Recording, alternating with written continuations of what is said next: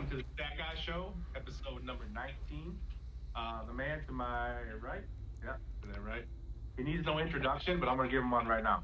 So, this guy is the three-time defending NPK champion, the defending America's List champion, the number one driver from the 405, and the guy who I like to say is the GOAT, Ryan Martin. How you doing, sir? Well, I appreciate the kind words, buddy.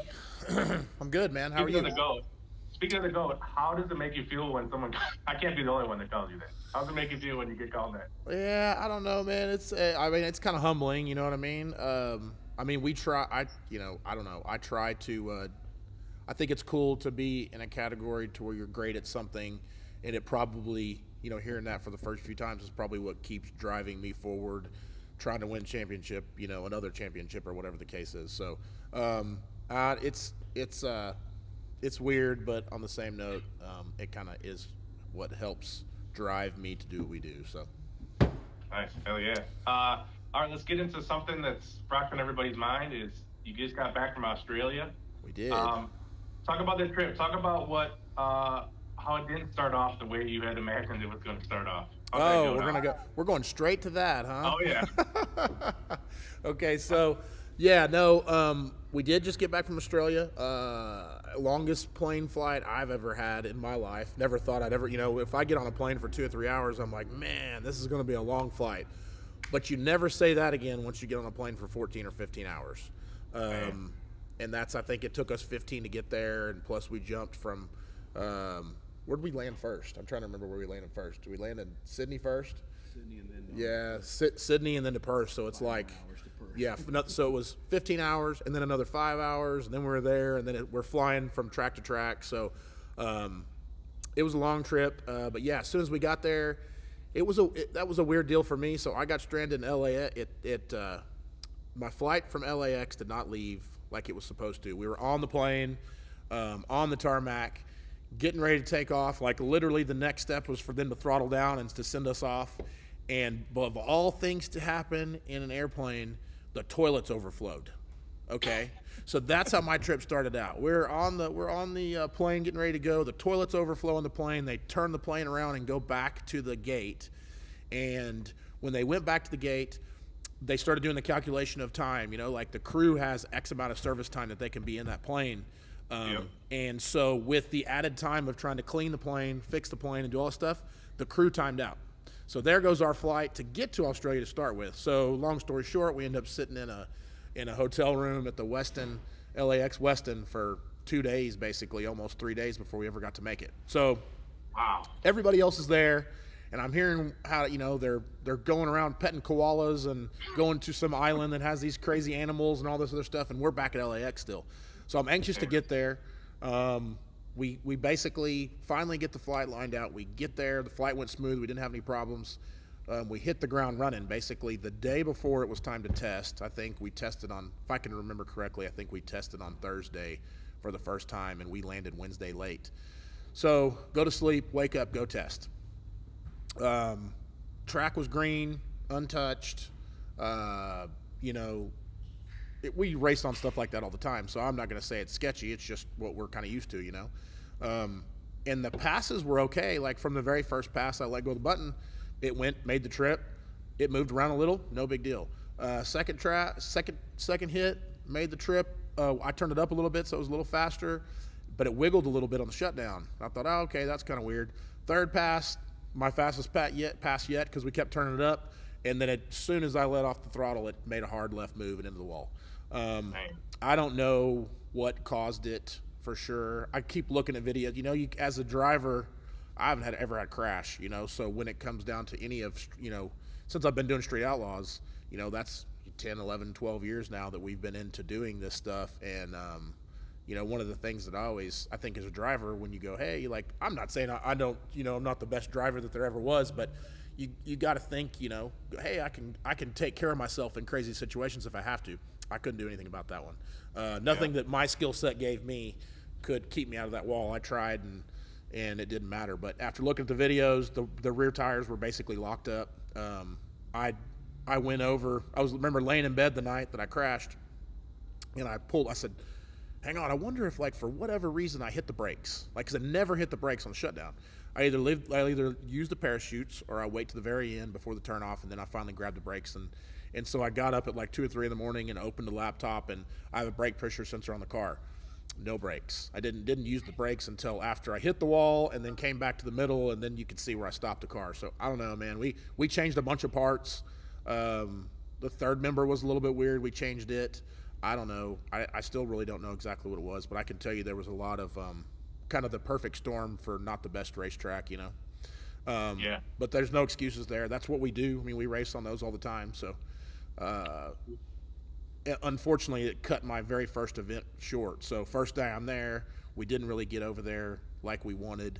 We didn't get there as fast as we wanted to. We didn't have any time to settle in, and then start hurrying around testing the car and crash it. So that's how my trip started off. When you got the car back to the pits and you kind of looked at what was all wrong, what was going through your mind when you got to the point you realized I cannot race the car in its current condition? Man, there was a lot of things. I mean, for me, I think the very first thing I thought was like, man, I'm not going to get to race while I'm over here. Like, we came to Australia. I brought a perfect car over here to race small tire. My car runs pretty good on a small tire.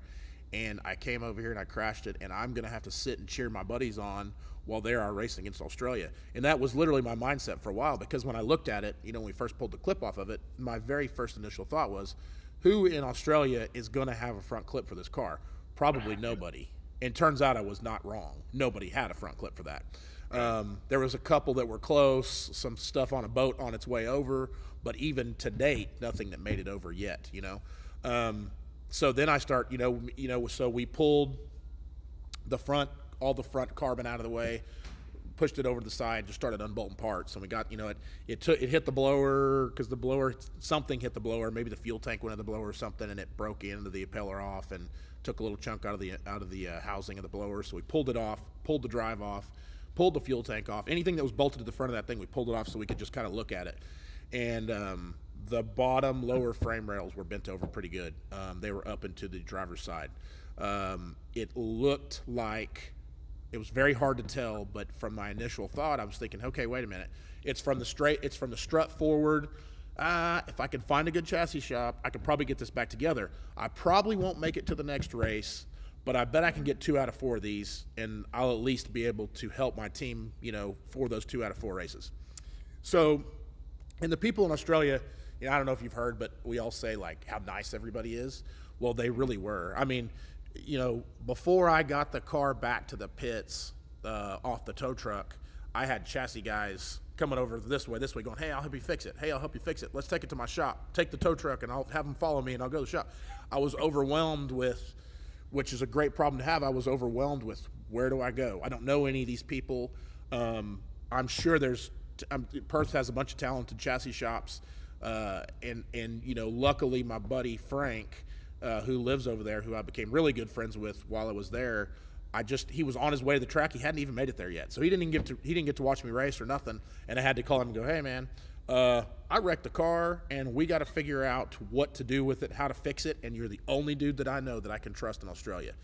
And it's not even that I didn't trust other people. It's that, like, when you're going to build something, you go try to figure out who you want to build whatever it is you're building. I don't care if it's a house, a shop, a car, it doesn't matter. You want to get the right person. Right. And especially from a car like that, that car worked so good the last time we had it on the street. It drove good. It was mint. There was nothing wrong with it. So for me, that's how I like my stuff. It was really hard for me to see it like that. But on the same note, I knew step one is get it back mechanically to where it was right.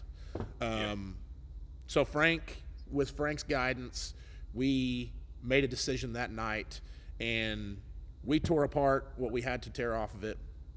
It loaded back in the container, and then the semi truck picked it up. The container transport company picked it up that night, which was Friday morning. They picked it up Friday morning and took off to Sydney. And for y'all that don't, that are not familiar with Australia or the distance between Perth and Sydney, it's about 3,000 miles roughly. So that's a really long, it's, in the way I looked at it, and I could be wrong by a few miles, but it's like going from Boston to California, it's forever. So I knew that step one was I needed to get it over on that side of the country because there were other chassis shops there that we were thinking about using. Plus, that's where the next 3 races was on that side of the country. So that's what we did. So we shipped the car off. So unfortunately, had an issue, wrecked the car, shipped the car off, put it in the container, and sent it to the other side of Australia. And while we stayed there, and then the next day the event started. So, needless to say, I got to spend time with fans. I got to help the guys. We helped negotiate some races, and I was happy to be part of it. But me not racing, that's not what I do. I mean, not good at showing up places without cars or anything like that. So it got to me pretty good. I was in a pretty terrible mood for that first racetrack, but I can imagine. But it ended up all being okay. Yeah. So after that first race, you then left, and where did you go? So we went to Sydney, and I ended up enlisting the guys at Moit's race cars to help me out. Turns out that once you talk about chassis shops and guys in Australia that do a great job, they're the number one pick for everybody. That's who you take your car to if you want it to be right. And when I walked in the place, I could figure out there's 3 or 4 Pro Mods sitting over in the corner, and 3 or 4 cars on jigs, and street cars getting built. Of course, a totally different variety of things that we have over here. There was a Mustang or something like that in there, but it was Moneros and XRs and things like that those guys do, which was really cool for me because the first day we landed, we actually beat the car. So even after going to the event, doing the deal, jumping on a plane Sunday morning, we beat the car there. So we showed up at the place kind of twiddling our thumbs going, man, this place is awesome. Where's my car at, Yep. So finally it showed up about 3 o'clock on Monday. And, we didn't waste any time. I think all 3 or 4 of us dug it out of the container, put it up on the lift, and just started tearing it apart. We had motor, transmission, full suspension, everything out of it in about 3 hours, and it was bolted to the jig table by about 6 o'clock that evening. Wow. But we knew, look, and Glenn is who runs Moit's, and Glenn and Bill and Costa and Luke are the main guys there. They do great work, and Glenn is who runs it. So I told Glenn, I said, hey, what's the odds we can get this thing back together for the next race? And he was like, man, I think if we'll all work on this thing, he's like, I think we can pull it off. And so we knew, no sleep, right? And we knew for 3 or 4 days we're going to get very minimum hours sleep. Our hotel was 30 minutes away, so we had that drive back and forth every day. But all of us would show up in the morning and leave at 4 or 5 o'clock if we had to do what it did. But the first day we had pretty much they had the lower frame rails put back in it, and all everything except for like tabs, and the control arms weren't back on it. But it was a really weird deal, the crash. The struts didn't get damaged, the control arms did not get damaged, so we reused. And that's the only reason why this worked out. We were able to reuse a lot of the parts. And so the second day was used to put tabs on it, put all of the mounts back on it, motor plate, mid plate stuff. It bent the mid plate up pretty good because it kind of jerked the motor in there sideways. But by day 3, we had the jig pushed outside. Our boy Nugget came over and painted the chassis back black, just like it was. By then, you couldn't even tell it was crashed. I mean, the front clip, of course, that's a whole nother thing, which was out of control. I'm trying to find a front clip, and I can't really find one. A really nice guy in Perth brought what's his name? What was his last name? So a really nice dude came over, brought me his car, and he said, hey, if you need this car, it was a really cool twin turbo 68 Camaro with a 481X in it. And he said, number one, if you want my car, here it is. You can have it for the rest of the event. I'm weird about driving people's cars. I just wadded mine up. The last thing I want to do is crash somebody else's, And so I said, man, I appreciate it, and his car's beautiful. It was red with black stripes. It was parked in my pits. And so everybody that came by were like, well, we thought you wrecked your car. And I was like, yeah, well, I did. This is not really mine. This is somebody else's car. Long story short, we ended up, he loaned me his front clip because we thought we were going to have to, we didn't know what we were going to do. So we thought, well, there's no way you can fix the other one. So, you know, he loaned me the front clip to basically possibly cut up if I had to and use, you know. And we hauled it all the way across the country to Sydney with the car and got it over there. And like a day or two into us working on the frame, I just don't pay attention much to the carbon guy that's there. So Terry, this guy named Terry, who's amazing with carbon work, and just so I don't forget, the name of his place is I Am Composite Technologies. I Am Composite Technologies. Terry Jackson's the guy's name. He's outside piecing this front clip back together. And I look and I'm like, man, like he's got the fenders where they're all in one piece again. Like the fenders were cut in half. Now he's got them back together, and other than the fact that the color's not right, you can't really tell that they've ever been blasted apart.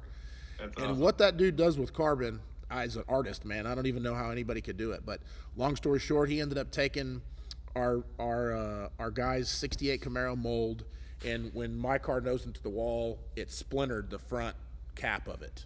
And when it splintered the front cap, it was gone. Right, it just kind of blistered into a bunch of pieces.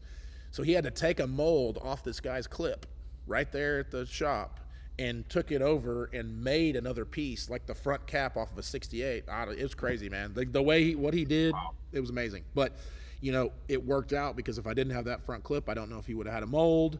And you know, long story short, he made that thing. It's on the car right now. I raced at as a lot of you guys know, I raced at the next 3 races. We made it to the second race and raced all the races, and we did good. Car goes straight.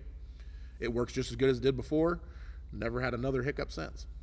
Nice, man. That's amazing. It's a crazy story. If I didn't see some of the stuff myself in person, there's some things that they pulled off that I didn't think you could do. So. Wow, that is amazing. Yeah. Without getting into too much details, like you said, you raced the last 3 races. Yeah. And I saw a bunch of live feeds. Talk about was the competition what you expected to be? More, less? You know, I don't want to sound like I'm talking, smack about the Australian guys or anything like that. I figured the racing would have been a little tighter than it was, but there were things to make up for that. There was a lot of negotiation, a lot of, okay, I'm going to give you a hit, I'm going to give you a car link and a hit, or I'm going to do a drive-by, or whatever the case is. And it made it really fun and different than what we normally do. So we made up for the differences. And, you know, look, let's just be honest.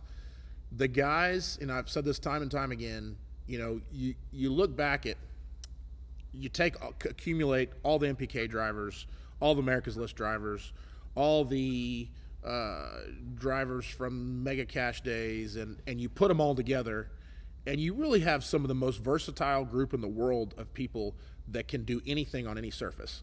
All right. Yeah. Australia don't really do that much. So, like, to say that they're behind is not, I don't even know if it's really fair. They don't race like we race. They're not forced to be on, hell, there's some times where I think we could get down gravel roads if we had to, you know. So to say that they weren't ready is not really fair. They just don't do what we do.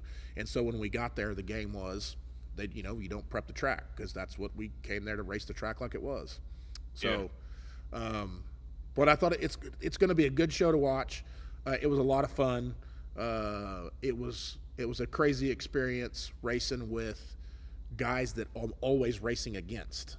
I don't get to race with Kai. I don't get to race with Scott Taylor. I don't get to race with anything. I got to race with them, you know. And it was cool for a change to cheer those guys on when they did good. You know, they all were there that offered help if I needed it, and so it was just a different experience for us, you know. But it was a cool experience, but it was just totally different. Yeah, I saw Boosted partaking in what they call shoeies over there a few times on some live feed.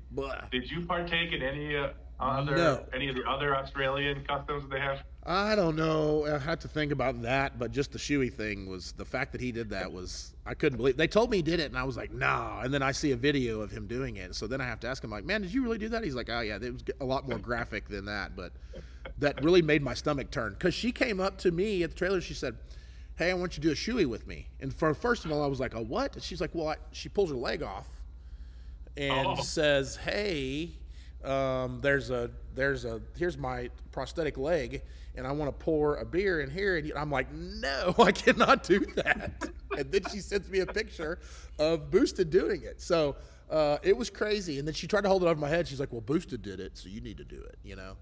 But shoeies are a thing. They're a big thing over there. Yeah, I noticed that. Yeah. Would you say overall, as an event for the TV show and Street Outlaws, do you think it went well enough that they're going to try it again, maybe in a different country?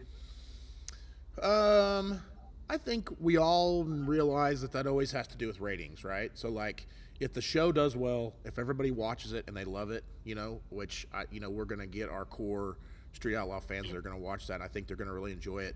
I hope that it brings a lot more people in, and just, you know, maybe pulls a lot of the fans together that maybe just vote. They just cheer on Kai, or they just cheer on me, or they just cheer on Sean, or they just cheer on Jeff. Puts us all together because that gives them a reason to cheer for us all. That being said, I think they will, but I think it depends on ratings. That's already talked about. Like, I think the idea, the big grand scheme of thing, is to go to a different place as much as we can. There's a lot of countries that do street racing, drag racing, and how cool would it be to be on a team that got to experience that at a different country every year? I mean, I can only hope that's what we end up doing, Yeah, that would be amazing, man. Yeah. Really good. All right, so let's switch gears a little bit. Yep. Let's talk about the upcoming No Prep King Season 6. Okay. So since last time we talked, I've heard you're going to be running a twin turbo. I've heard you're going to be putting a screw blower out of your hood. I was hoping you're going to let me announce what you're actually going to do, because I have a great idea for you and what I think you should do. Okay, well, I would like to hear your idea first. I'm thinking, to make it fair for everybody, you're gonna run a big block, naturally aspirated, no power add. Oh, yeah, that sounds great. Is it like a 500-pound car or what? It's the only way to make it fair. Man, I think with everybody else, look, we've all talked about, what are we going to do? Like, the rules haven't dropped. What are we going to do? And, Yep. I sold my 2 motors from last year, the 2 motors that I used to win the championship with. I sold them right away. There was some new stuff coming down the pipeline. We didn't know if it was going to be better yet or not. But, to try to stay ahead, you got to try to stay on top, and that's one of the things that we do.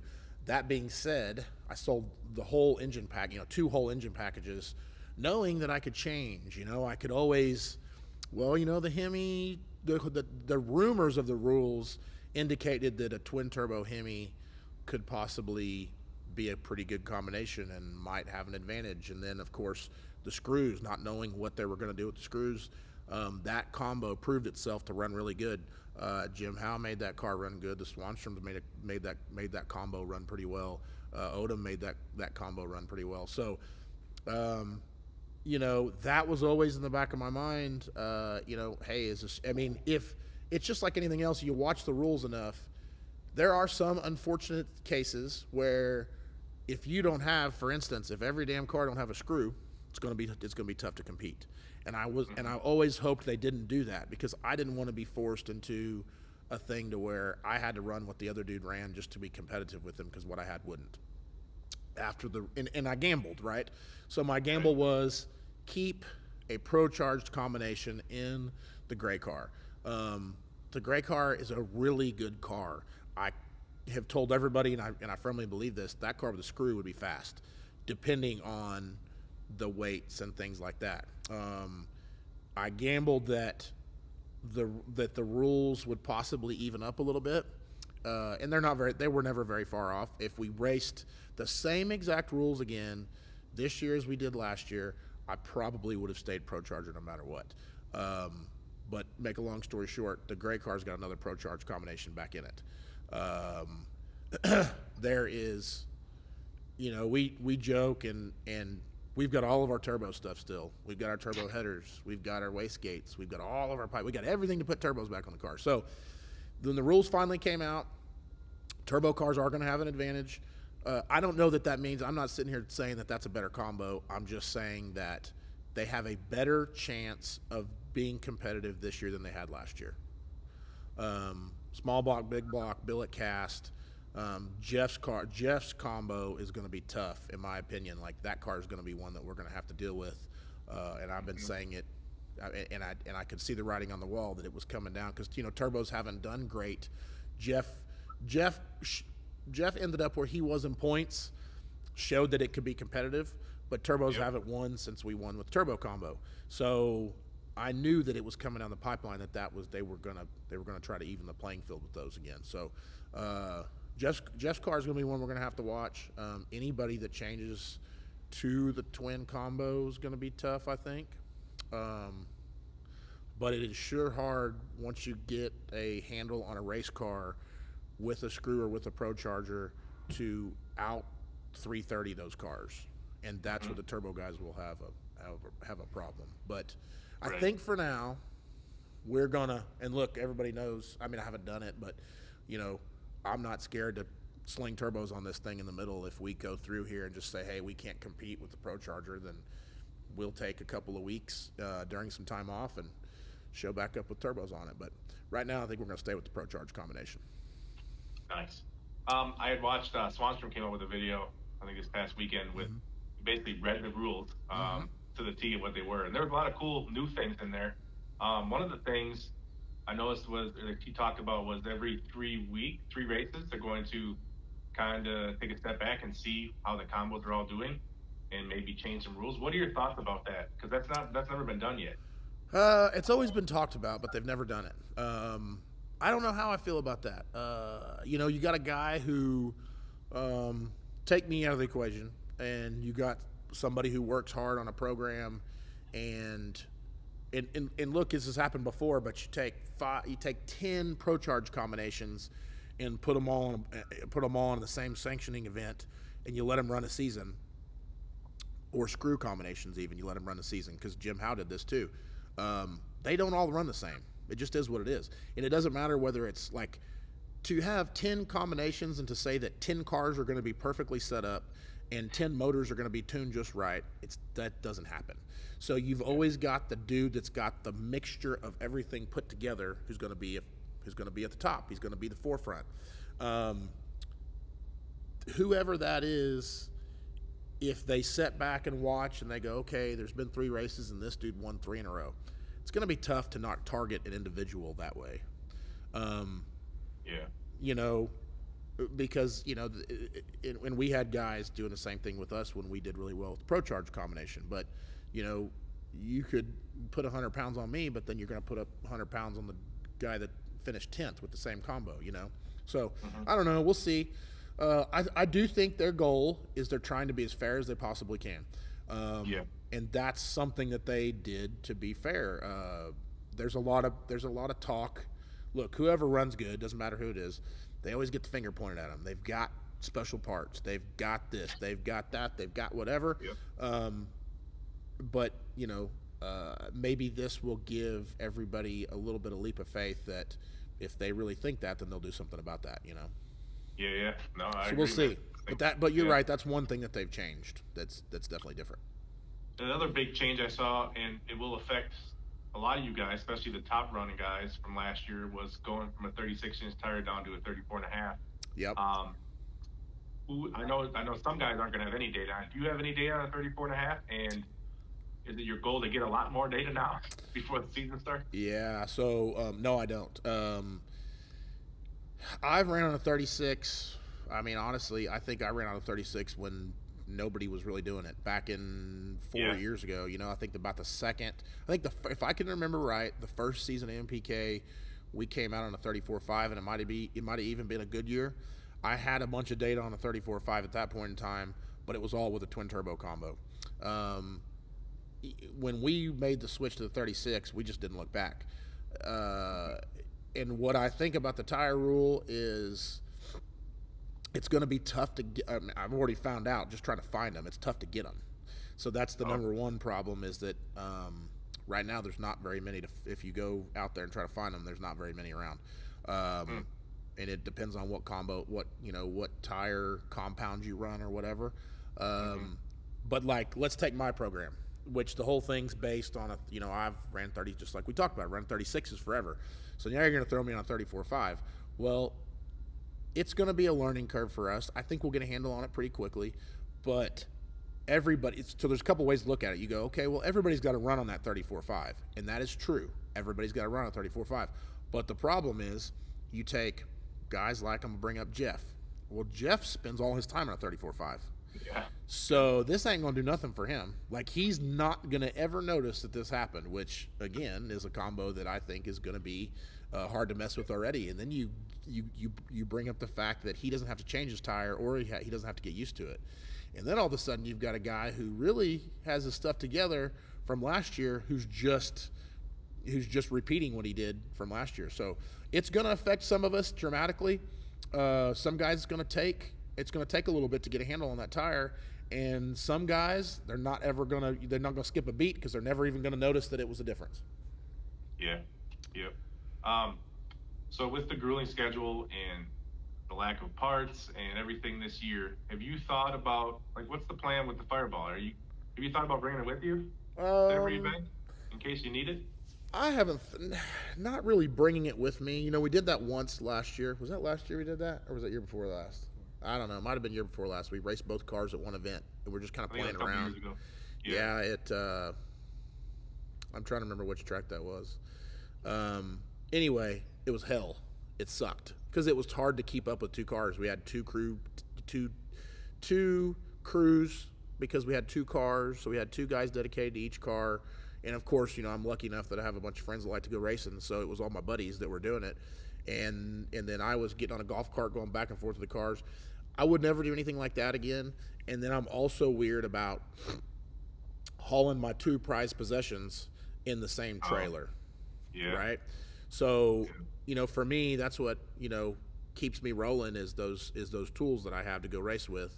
And unfortunately, like, statistically, we're on the road a lot, you know, and more so than most other racing organizations. So if I got both my tools that could keep me racing in the same trailer and I have an issue, God forbid, hopefully that never happens, then you could take out both cars at the same time. So I'm going to try not to do that.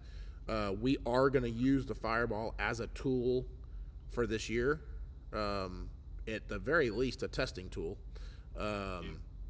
because I have it at my disposal to do that. So I don't know what it will have yet exactly, or what it's having. We don't know. But we're going to use that to try to make our program better for sure, but probably not at the same time. I feel like the Fireball is kind of not getting any attention anymore. It's not. It's not racing. It's not no more big tires on the street, and he's not racing no prep kings anymore. Yeah, and I don't feel like that's a permanent thing. I mean, number one, I would never get rid of that car anyway for some of the things that we've, you know, that I've been able to do in that car and we've accomplished with that car and things like that. But I feel like everything comes full circle. So right now, I know there's a lot of small tire racing, and you know, with my 69, we kind of dedicated that to a small tire car, so we didn't have to flop back and forth. Thinking that we would go back doing some big tire racing, even though we haven't. You never know when that comes back around. Yeah. I'll tell you, me personally, we've had a great time with small tire stuff, and it's been awesome. But if you called me today and said, hey, there's a $20,000 big tire race on the street, and, I mean, we want to go. You know what I mean? So it's just not as popular right now, or it's not what the show's focusing on, so it's not in front of us. But I definitely wouldn't write that out. Yeah, I mean, if you think about it, and you probably thought about this forever since you were on Street Outlaws, for how many seasons and years, all you raced was the Fireball. Yeah, and for sure. Literally in the past year now, because of us, did you think the show was ever going to get to that point where you would need 4 other cars for the show? No, I didn't. And you know, guys that are good with their money, and you know, we joke around about this all the time, but like would say, well, why do you don't need 4 cars? But like a lot of these damn, you know, things that we do in the different shows they're so different. I couldn't use one car for the other. You know, like that the 405 show that we did, that was a street-based show, you know, for the cars, and I don't have a car that would fit in that. You know what I mean? Like I did my Chevelle for the end game, and it's pretty cool, but I never wanted to put a cage in that car. I wanted that to be like my fun family cruiser, you know, and that's what we do with that. And so when that show came up, they were going, well, hey, some of you guys may have, I can't remember the exact deal, but in a nutshell, it was like safety was kind of a concern. You know, we were going to try to go 5.0s and 550s on the street, 5.0s to 550s on the street on a 28 with a heavy car. I wanted to have a roll cage in what I had. So I really bought another car so I would have something with a little bit of safety in it, Yeah, yeah. So, but no, I know that was a long way to get to your question you asked, but no, I did not think that it was ever going to end up here. I'm thankful that it is, like we could be talking about worse problems, but oh yeah, having the opportunity to race all these different shows, and look, I like cars, so when it comes down to it, if I have to have a car for each show, it is what it is. Might as well. Yeah. Since we're on the, you mentioned the daily driver in the 405. Yep. Last time you came on the show, we were like 2 episodes into the season of the 405 show. Yeah. So how did the show go overall? How was the experience? How was it having everybody back? The 405 show was, if not one of the most fun shows that we've had this, as far as the season goes. Mm-hmm. It was one of the most fun seasons that I've filmed while I've been on Street Outlaws. I hope that, transpired over to viewership and things, but just being able to go cruise these cars, I don't know. And, I think a lot of it had to do with, like, things change, times change. So forever we're race car. Pull your car up to the line, go blast a 3-second pass, pull your car back to the trailer, cool it down. You might get to go do it again. Well, this way we get to go cruise around. We go through, like I have a vivid memory of rolling through downtown Chickasha on our way to one of the film sets to go film the show. And, like, that's the thing. I've never gotten to do anything like that. So for me, it puts it back in perspective. That's what started us to do these, for our love for cars, was that's what we all used to do back in the day. And then we'd drive to the street racing spot, and we'd go street race, and then we'd, and I think we all grew up doing that, and that's what got us into this.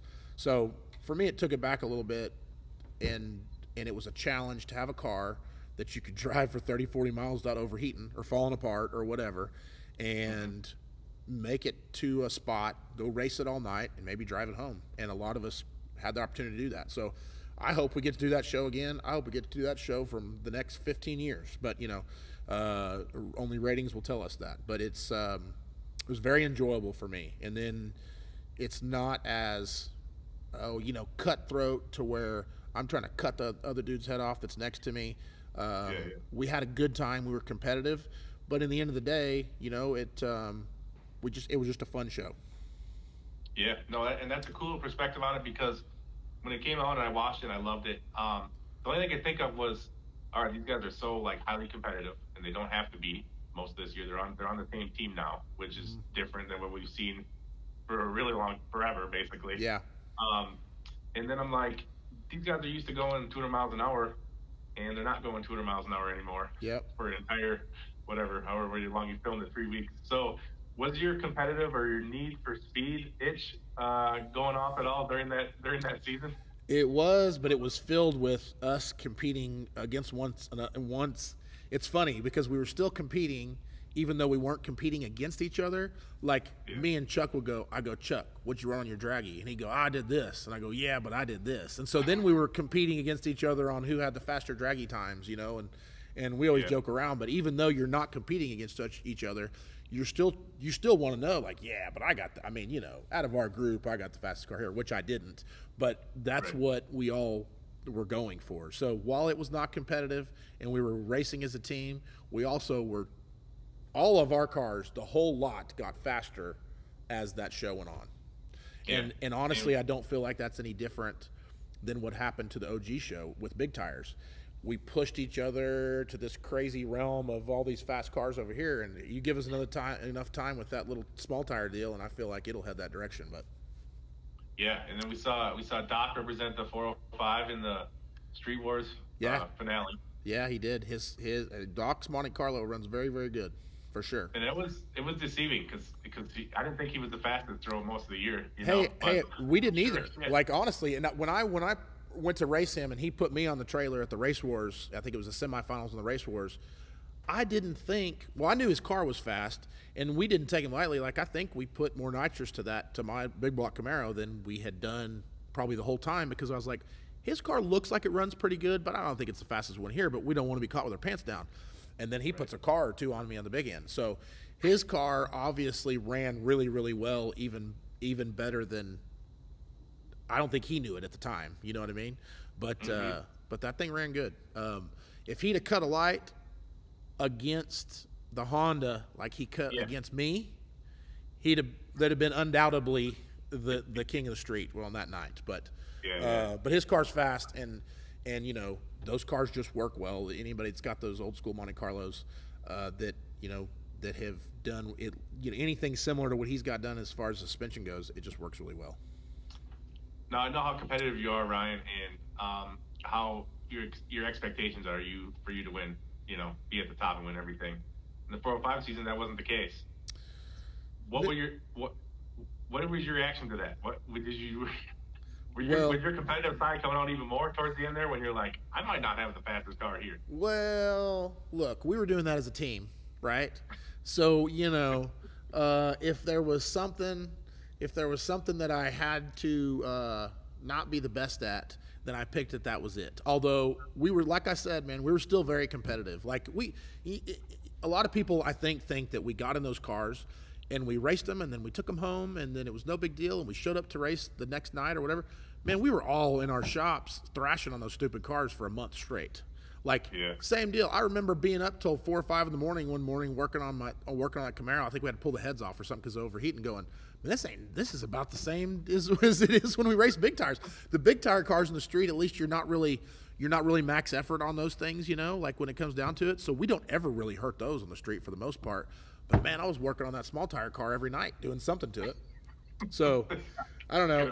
Hey, look, whatever competitive edge I may have lost during filming that show, I made up for it with how much fun we had. Okay, gotcha. Yeah. Right, I started a new little segment in my show. Yep. It's called Did You Know? And what I do is I read off a couple stats of yours, a couple of good ones. Okay. And I want to get your reaction to them, and then I'll get one that maybe is not so hot. So well, I don't want to know that one. So the first stat I want to do is so Ryan Martin has an 831 career win percentage in the final round of an NPK event.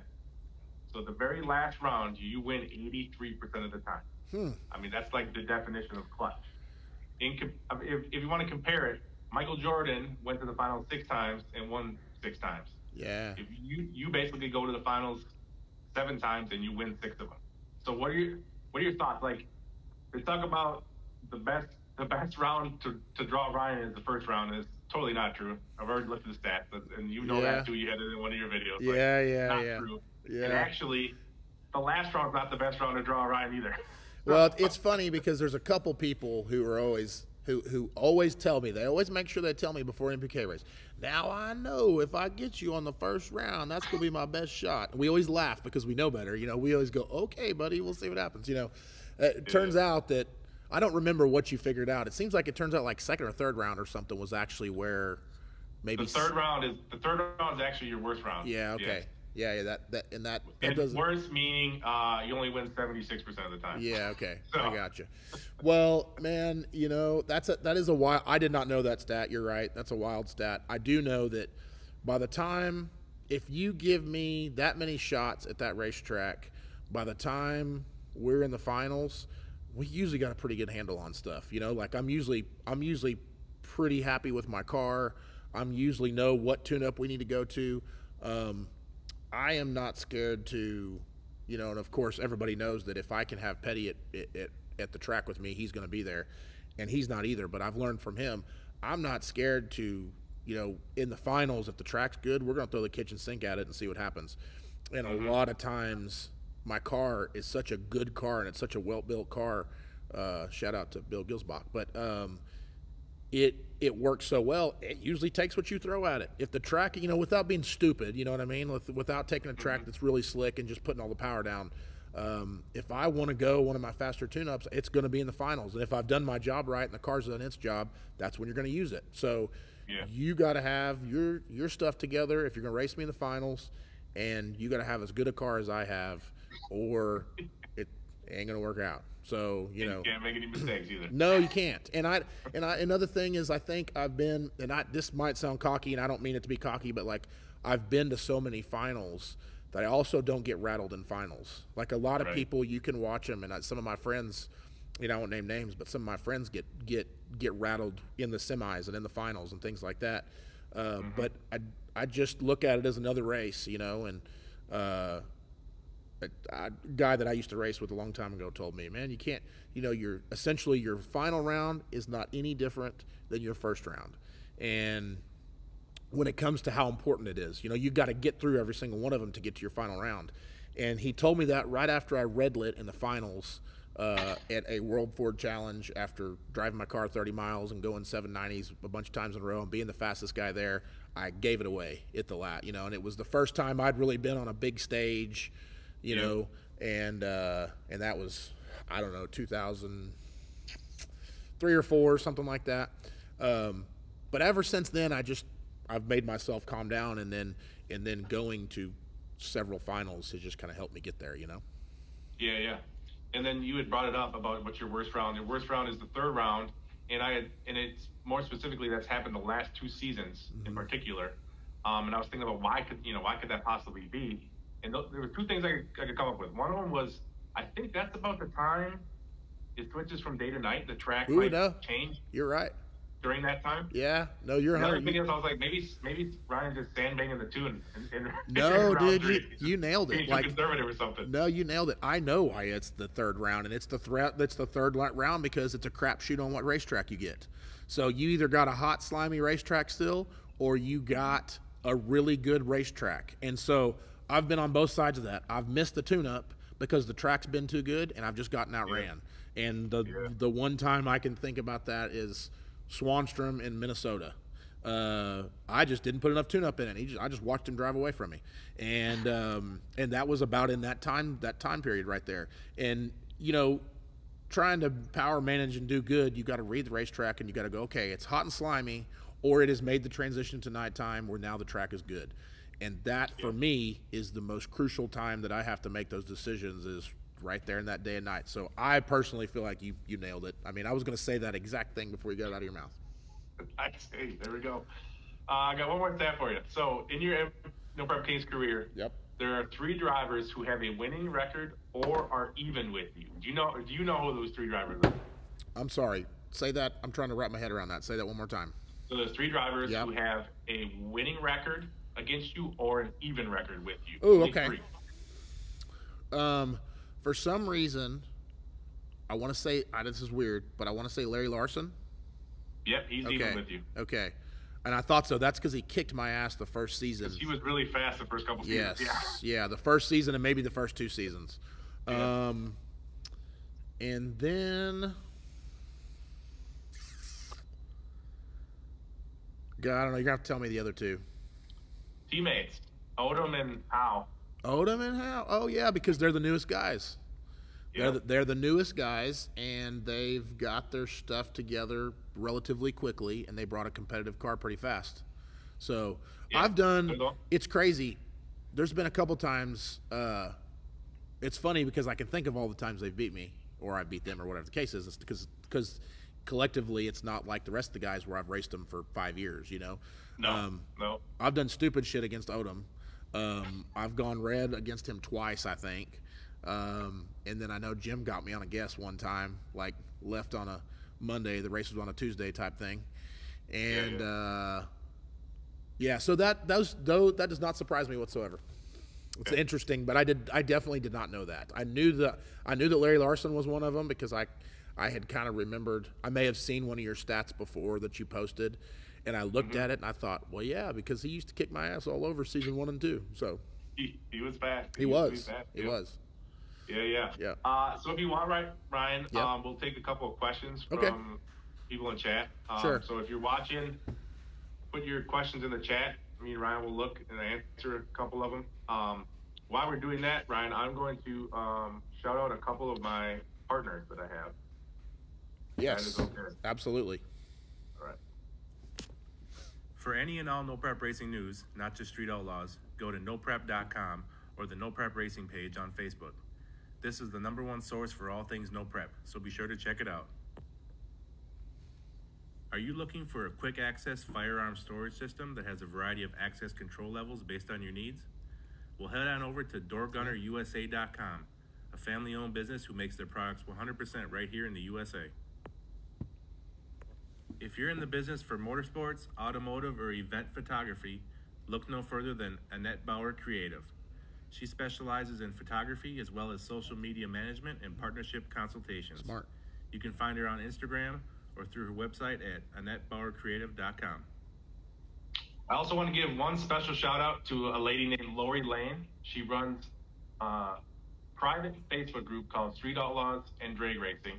She's a huge fan of Ryan Martin. She's a huge fan of all Street Outlaws. She's a huge fan of the Stat Guy show. So I want to give a special shout out to her. Yeah, thanks for being a fan. All right. Have you seen any questions that were interesting to you? I have not seen any Chief questions, so that's the first. Brother, I don't see any questions. On my end, I don't have any questions, period. So I'm going to have to rely on you. No. Okay. So I'll let you pick the questions you can ask me, since the only thing I can see is Stat Guy Show, episode 19 with Ryan Martin, time and time again. That's the only thing I see on the front. It's going to be ingrained in your head now. Yeah, right. All right, we got a question here from C Money. It says, does Ryan think this will be the closest no prep season ever? That is a great question, and I feel like I have said that to myself almost every season. I'm surprised last season. I think the Screw guys just got a handle on their combo late. Had they got a handle on their combination early, last season could have been different. But yes, I mean, I think a lot of these guys are going into this. I would be surprised if there's a whole lot of people changing combinations, which means that's repetitive, right? So it's going to be repetitive for them. So, I do think so. I think the rules are going to bring up some of the turbo guys up to the top forefront. We haven't really talked about nitrous combos, and the nitrous combos got weight breaks. And I know Lizzie's staying nitrous from what I can hear, and Kai maybe not so much, but man, that nitrous combination is going to be tough too. So I would say yes. I mean, there's almost no way that it can't be. Mm-hmm. Yeah, it's going to have to be the question here from Quentin Nelson. It says, how do you feel about Kai switching the blower? I had a comment real quick about this. Sure. We've seen you switch from season to season, from turbos to Pro Charger. We've seen Swanstrom switch in the season. Mm-hmm. In my opinion, I think if you're fast and you know what you're doing, I don't care. It doesn't matter what combo you run. I think Kai's going to be fast. What are your thoughts about that? Honestly, the same thing. I mean, look, and Kai and I have had this conversation. I personally feel like if I'm Kai Kelly, I stay nitrous because, I'm a nitrous guy. And I know the reasons why he needs to change and wants to change, and I understand that. But especially with the fact of the matter that this could potentially be, with a weight break. And, I mean, look, I think if Kai could get out there and take advantage of the weight breaks and change his car up a little bit, I would say, man, he's silly to change away from nitrous. But if he doesn't do that and he doesn't put a bunch of titanium in his car and he doesn't change his car up a bunch, this is the next best way to get to the top. I don't think it's going to hurt him as a player for the game. I think he's still going to be a top 5 guy because he has a drive to race. He has a drive to win. And he usually has the right people helping him no matter what he's doing. So I think Kai's going to do good. I don't know that I agree with it for him, but I think he's going to do good with it. Yeah, I agree. I got one more question for you, Brian. Sure. That's what I had written down and I forgot to ask it. Okay. We've seen a lot of No Prep Kings teams adding new guys this year already or bringing on future guys, especially like Team Cali. I think they're going to make a big splash this year. What about the 405? Are you guys bringing some guys back who maybe raced a year or two ago? Any new guys that are just on the 405 show, but now they're going to do No Prep Kings? I think everybody's seen Damon racing on the street show. I think you'll see Damon more this year as he has geared his car up more to compete at the No Prep Kings level. So I think you'll see him more. Kamikaze Chris, I think, is getting close to finishing a car to start competing again back at NPK. But then as far as that goes, I think it's just all the normal guys, Yeah. But you did hit the nail on the head with something. Like I saw something on Instagram or something about Team Cali, and it looks like they got like 25 members in their team now. So they've got a lot of cars. So if they're really bringing all those cars, it's going to be tough. They're going to be tough just for there's what do they say? There's power in numbers, right? So they may be tough just because of how many cars they have. Right. No, I agree 100%. Well, Ryan, as always, thank you so much for taking time out of your busy schedule to come chat with me. Let me ask you some questions. For sure. Huge fan as always. I wish you the best of luck this year. I'm going to come meet you again, see you again at Ohio in the first race. Come on. We got you a ticket. We got you a ticket if you're coming. And just so you know, I'm also a huge fan of yours. I appreciate everything you do for us and all of our stat stuff that we would never think to come up with. You've taught me more about my racing career than I even know. So I appreciate you very much. Well, thank you so much, man. Thank you for coming on the show again. All right, buddy. See you later. Have a good night.